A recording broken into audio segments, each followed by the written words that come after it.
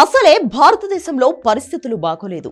ఎప్పుడు పాకిస్తాన్తో యుద్ధం వస్తుందో తెలియక భయం గుప్పెట్లో బతుకుతున్నారు జనం. ఇంకా చెప్పాలంటే యుద్ధం మొదలైపోయింది కూడా. ఈసారి వార్ టెర్రరిజం మీద అయినా కూడా హిందూ ముస్లిం అనే కాన్సెప్ట్ కూడా ఎక్కువగా వినిపిస్తోంది. ఎందుకంటే మొన్న జరిగిన పహల్గాం దాడిలో నువ్వు హిందువా అని అడిగి మరీ చంపేశారు ఉగ్రవాదులు. అక్కడున్న ఆడవాళ్లు బొట్టు తడవడమే కాకుండా వెళ్లి మీ మోడీకి చెప్పుకో అని కూడా చెప్పారు. ఆయన విన్నాడు. విన్న తర్వాత ఏమైందో ప్రపంచం మొత్తం చూసింది. ఆపరేషన్ సింధూర్ గురించి ఇప్పుడు కేవలం భారతదేశం మాత్రమే కాదు, మొత్తం ప్రపంచ దేశాలు మాట్లాడుకుంటున్నాయి. ఇలాంటి సమయంలో ఎలాంటి కామెంట్ చేసినా కూడా దేశ భద్రతను దృష్టిలో పెట్టుకుని చేయాలి.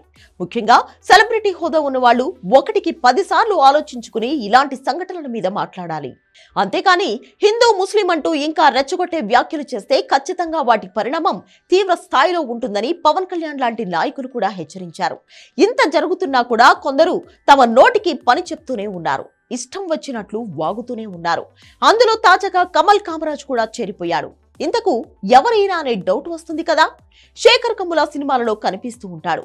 ఆవకాయ బిర్యానీ సినిమాలో హీరో. తాజాగా ఇచ్చిన ఇంటర్వ్యూలో ఈయన హిందూ ముస్లిం అంటూ రెచ్చగొట్టే వ్యాఖ్యలు తెలుగు సినిమాలలో ఎందుకు హీరోలకు ముస్లిం పేర్లు పెట్టరు?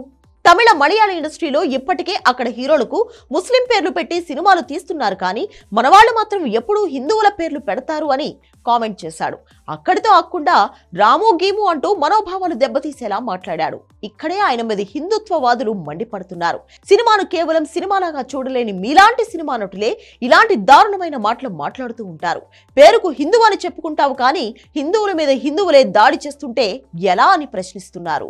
తెలుగు సినిమాలలో హీరోలకు ముస్లిం పేర్లు పెట్టాల్సిన అవసరం లేదు అని దొంగ కథ డిమాండ్ చేసినప్పుడు దర్శకులు దానికి కూడా సిద్ధంగానే ఉన్నారు అంటున్నారు. మొన్నటికి మొన్న రాజమౌళి RRR సినిమాలో ఎన్టీఆర్ క్యారెక్టర్ ముస్లిం. అంతేకాదు గతంలో రవితేజ అమర్ అక్బర్ యాంటనీ అనే సినిమా చేశాడు. దానికి ముందు మంచు విష్ణు సలీం అనే సినిమా కూడా చేశాడు. అంతేందుకు విష్ణు నటించిన దేనికైనా రెడీ సినిమాలో ముస్లిం కల్చర్ ఎక్కువగా చూపించారు. నిజంగా కథ డిమాండ్ చేస్తే అందులో హిందూ ముస్లిం అని లేకుండా అందరికీ సమానంగా పాత్రలు క్రియేట్ చేస్తున్నారు దర్శకులు.